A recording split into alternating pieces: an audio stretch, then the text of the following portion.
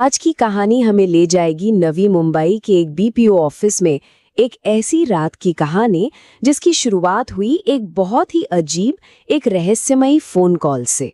और पता है, इस एक कॉल ने वहां काम करने वाले एक कर्मचारी की जिंदगी को हमेशा हमेशा के लिए बदल कर रख दिया। तो चलिए देखते हैं कि उस रात का सच आखिर था क्या।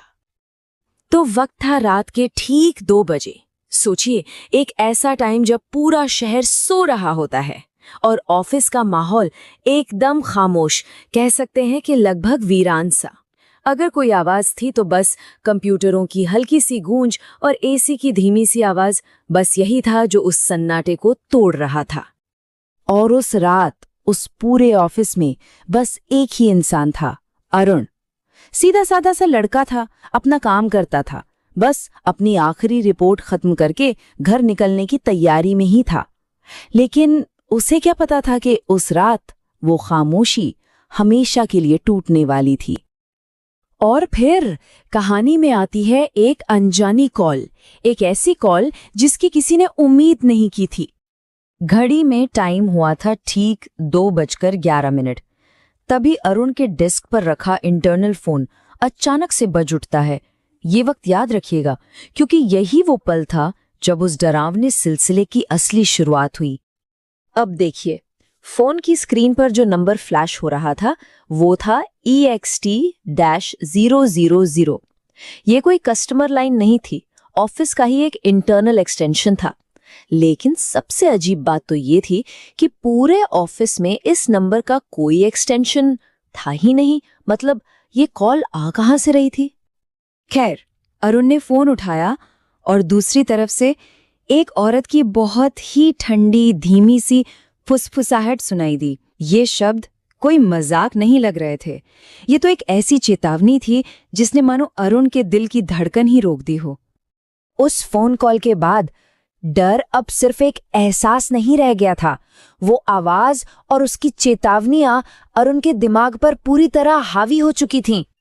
फिर उस आवाज ने उस अनजाने साये के बारे में बताना शुरू किया। उसने कहा कि वो सिर्फ उनके लिए आता है जो ऑफिस में देर तक रुकते हैं।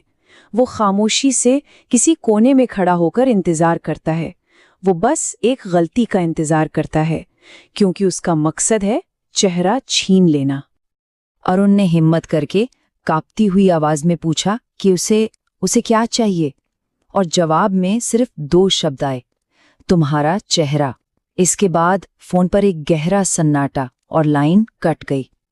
लेकिन वो 2 शब्द वो उस खामोश कमरे में गूंजते रहे। अब डर सिर्फ दिमाग में नहीं था, वो हकीकत बन चुका था। और यहीं से कहानी एक दिमागी खौफ से निकलकर जिंदा बचने की एक असली भागदौड़ में बदल जाती है। अरुण ने किसी तरह हिम्मत जुटाई कि वो पीछे नहीं देखेगा। उसका पूरा ध्यान बस सामने दरवाजे पर था। उसने अपना बैग उठाया, फिर बहुत ही धीरे से दरवाजे की तरफ अपना पहला कदम बढ़ाया, फिर दूसरा। वो एक एक कदम ऐसे रख रहा था मानो कोई भी गलत हरकत उसकी जान ले सकती है।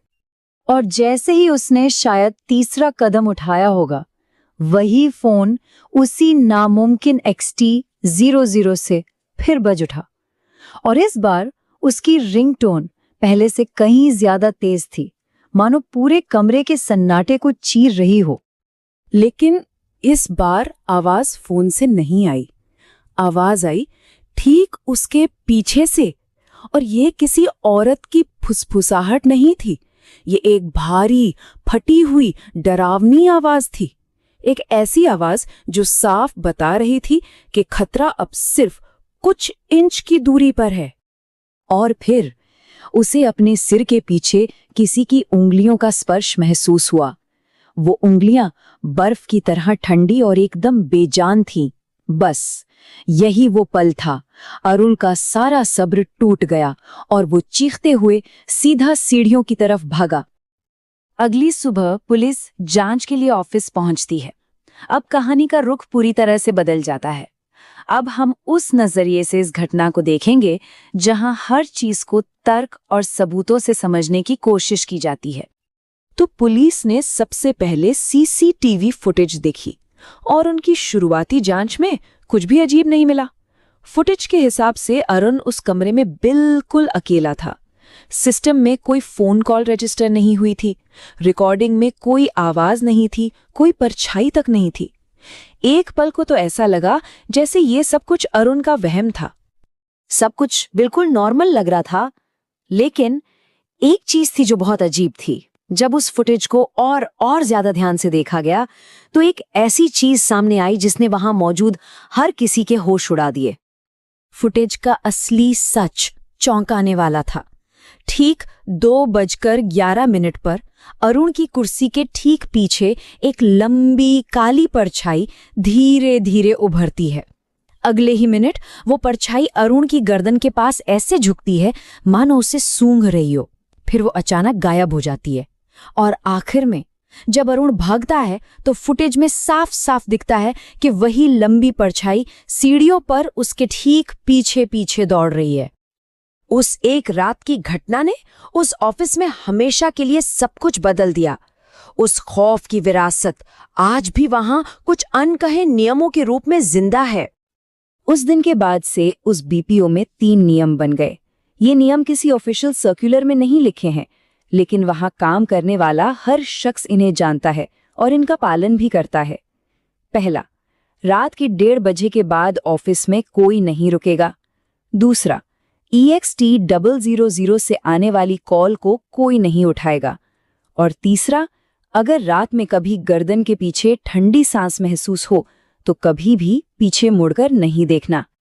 और ये कहानी हमें एक सवाल के साथ छोड़ जाती है, क्या वो साया उस रात के बाद चला गया या वो आज भी उस खाली ऑफिस में खामोशी से किसी अगले शिकार का इंतजार कर रहा है।